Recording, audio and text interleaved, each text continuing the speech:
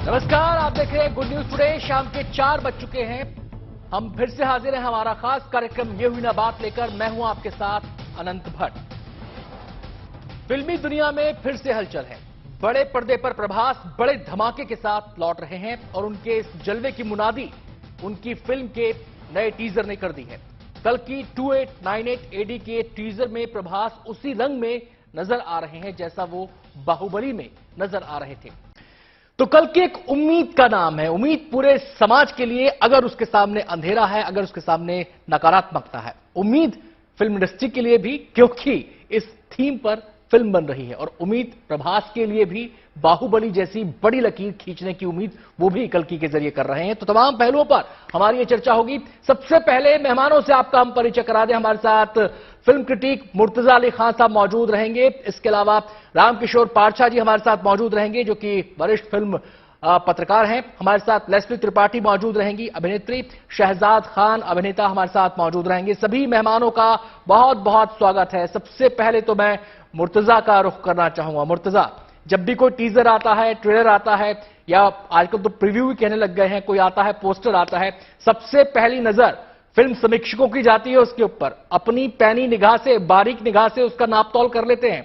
ये टीजर आपने देखा कल्कि का, क्या उम्मीदें आपको नजर आ रही हैं? क्योंकि उम्मीदें बहुत ज्यादा इससे लगाई जा रही हैं।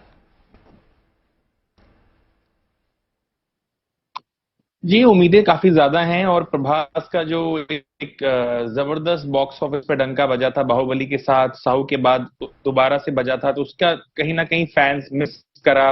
अभी आदि पुरुष उतनी बड़ी हिट नहीं हो पाई जितनी बड़ी हिट थी। राधे श्याम ने भी उतना अच्छा नहीं काम किया।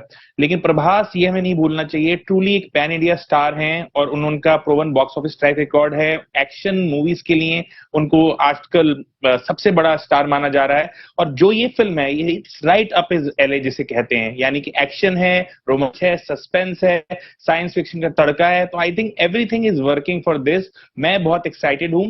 और जहां तक हमारे हिंदुस्तानी सभ्यता की बात है, तो हम तो ज्ञान और विज्ञान से हमेशा से जुड़े रहे हैं। अगर हम अपने पास की तरफ देखें, तो चाहे हम आयुर्वेद की बात करें, चाहे हम ऋषि चरक की बात करें, चाहे हम सुश्रुत की बात करें, चाहे हम आर्यभट्ट जी की बात करें, तो विज्ञान में, एस्ट्रोनॉमी में, हर तरह की फील्ड में, मेडिसिन में, सर्जरी में इंडिया का हमेशा डंका बजा है। तो ये बहुत मुझे इससे प्रसन्नता हो रही है कि अब हमारे फिल्म मेकर्स इसको समझ रहे हैं, इसके महत्व को। और वेस्ट अभी तक जिस तरह की फिल्में बना रहा था, अगर हम ड्यून की बात करें या हम स्टार वॉर्स की बात करें, तो साइंस को यूज करके अब हम इस तरह की फिल्में बना पा रहे हैं। तो आई थिंक बहुत ही कमाल का फेज बॉलीवुड का होने वाला है, जो अगला चैप्टर है। और सही कहा कि अब हम नए आयाम पे छूने वाले हैं और बॉलीवुड जो है अब बहुत बड़ी तरह से इमर्ज करने वाला है as a force to be reckon with in a global arena. चलिए, आता हूं मुर्तजा मैं आपके पास। मैं रामकिशोर जी का यहां पर रुख करना चाहूंगा। रामकिशोर जी, पहले प्रभास के नजरिए से ही बात करें। एक बड़ी हिट की जरूरत इस समय उन्हें है, क्योंकि बाहुबली के बाद एक फिल्म उम्मीदों पर उतनी, उन पैमानों पर उतनी खरी नहीं उतरी जैसी लकीर बाहुबली ने खींची थी। तो क्या यह फिल्म कल्कि, जिसको उम्मीद की किरण कहा जाता है, शास्त्रों के हिसाब से भी, मान्यताओं के हिसाब से भी, अगर फिल्म के हिसाब से देखें तो प्रभास के लिए एक बड़ी उम्मीद की किरण है? क्या बड़ी लकीर यहां पर खींच पाएंगे प्रभास? देखिए, मैं सबसे पहले तो एक बात ये कहना चाहता हूँ कि हिंदुस्तान में जो साइंस फिक्शन फिल्में बनी हैं, अभी तक उन्होंने कोई बहुत अच्छा कमाल का काम नहीं किया है। जी। और अगर हम एक फिल्म है क्रिश, अगर उसको देखें तो वो सुपर डुपर हिट रही है, जिसमें एक सुपर हीरो ने काम करने की कोशिश की है। लेकिन रॉ वन था, और उसके अलावा कमल हसन की कुछ फिल्में इस तरह से आई जिन्होंने साइंस फिक्शन फिल्म को भारत में स्टैब्लिश करने की कोशिश की। लेकिन ये जो फिल्म है, ये माइथोलॉजिकल साइंस फिक्शन फिल्म है, जिसमें कल्कि जो विष्णु का अवतार है उसकी महत्वता को बताने की कोशिश की है। और कुल मिला के इसकी जो कहानी है, वो अच्छे और बुरे की ही कहानी है कि बुराई पर अच्छाई की जीत होती है। जी। लेकिन जहां तक प्रभास की बात है, आप प्रभास को देखिए कि आपको अगर याद हो, जब रामायण बनाई गई थी तो रामचंद्र की जो भूमिका है, राम की भूमिका जब अरुण गोविल ने की, तो रामायण खत्म होने के बाद वो काम मांगने जब जाते थे लोगों से, तो लोग उनसे ये कहते थे, डायरेक्टर्स की, राम से बड़ा कोई कैरेक्टर जो है वो इंडस्ट्री में किसी भी फिल्म में हो नहीं सकता। तो आप वो कर चुके हैं, तो अब आपके पास हमारे लिए काम नहीं है। प्रभास ने जब बाहुबली की, और जो बाहुबली, अमरेंद्र बाहुबली की भूमिका जब उन्होंने की, तो उनके ऊपर एक ठप्पा लगा। कि वो उसी तरह की भूमिकाएं कर सकते हैं। और साहू में भी देखिए एक्शन पैक फिल्म है, या उसके बाद अभी जो आदि आदि पुरुष जो फिल्म आई है उसमें भी देखिए कि जब राम की भूमिका उन्होंने की तो उस पर बाहुबली के कैरेक्टर का जो इम्प्रेशन था वो लोगों को नजर आया।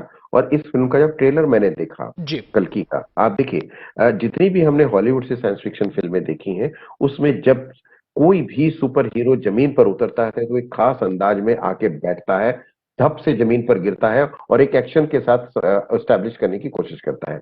आप शॉट देखिए उसमें कि प्रभास भी जब इस फिल्म में अवतरित होते हैं तो उसी तरह का एक शॉट इस फिल्म में भी दिखाया गया है।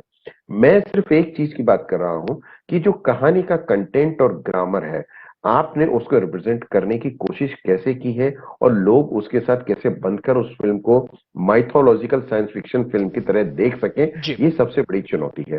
प्रभास इस फिल्म के लिए उतनी बड़ी चुनौती नहीं है, ये प्रभास के लिए एक बड़ी चुनौती है कि प्रभास का जो कैरेक्टर है, जैसे एक उनका जो ग्राफ था वो लगातार चलो बाहुबली पर नीचे गया है और जी, आदि पुरुष मैं तक ये आता हूं माना जा रहा रामकिशोर जी, था मैं आपके ये पास वो जी। एक अच्छे एक्टर साबित होंगे, जी। लेकिन अभी तक वो अपने आप को दोबारा से री इस्टेब्लिशमेंट के साथ में सामने लेकर नहीं आ पाए चलिए हैं। मैं आता हूं तो मुझे रामकिशोर जी आपके पास। आपने जिस बात की तरफ इशारा किया, आपने फिल्म इंडस्ट्री के स्टीरियोटाइप्स की तरफ इशारा किया। आपने यह भी बताया कि कैसे कोई कलाकार अपनी छवि का कैदी होकर रह जाता है, अगर कोई बड़ा रोल वो कर लेता है उस छवि से बाहर निकलने में उसे बड़ी जद्दोजहद करनी पड़ती है। शहजाद खान साहब खुद हमारे साथ मौजूद हैं, उन्हीं से हम जानते हैं कि एक कलाकार के लिए कितना बड़ा चैलेंज शहजाद ये होता है कि अपनी ही छवि से उस बड़ी छवि को तोड़कर एक नई छवि गढ़ना। और प्रभास के सामने क्या आज वही चुनौती है जिसका वो सामना कर रहे हैं?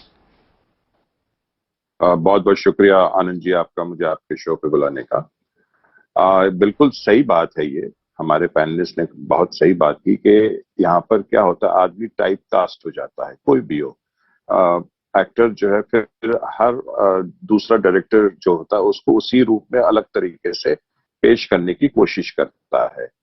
और साइंस फिक्शन का जहां तक सवाल है, आई थिंक ऋतिक रोशन की जो फिल्म थी जिसका भी उन्होंने जिक्र किया, उसके बाद शायद ही कोई इतनी बड़ी हिट हुई थी जितनी ऋतिक की फिल्म हुई थी। दैट वाज, एंड कल की जो है दिखती बहुत अच्छी है फिल्म का जो टीजर जो रिलीज हुआ है, प्लस इट हैज अ मतलब ऐसी स्टार कास्ट है उसमें जो पहले कभी एक साथ एंसेंबल नहीं हुई थी। प्रभास है, कमल हसन जी है, बच्चन साहब है, दीपिका है।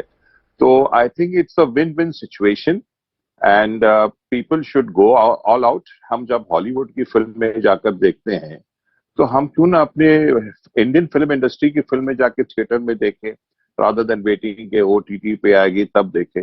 जाके देखें और देखें कि क्या नया है, क्योंकि हमारे इंडियन फिल्म इंडस्ट्री के लिए भी बहुत जरूरी हो गया है कि हम अलग अलग तरह तरह की फिल्में ऑडियंस को देते रहें, ताकि ना ऑडियंस का थिएटर में आना जाना लगा रहे। एक ही चीज देते थे, मोनोटनी हो जाती है, ऑडियंस भी सोचिए अरे यार क्या। But we should give, and it's a very good thing. It's a very good stand. And Prabhas is looking very nice. And Prabhas को एक हिट की बहुत सख्त जरूरत है, क्योंकि बाहुबली के बाद जितनी भी उसकी फिल्में आई है चर्चा में रही है, लेकिन एक जैसे बड़ी जैसी बाहुबली हिट थी, he has to break Bahubalis record. Then it will be a win-win situation for Prabhas.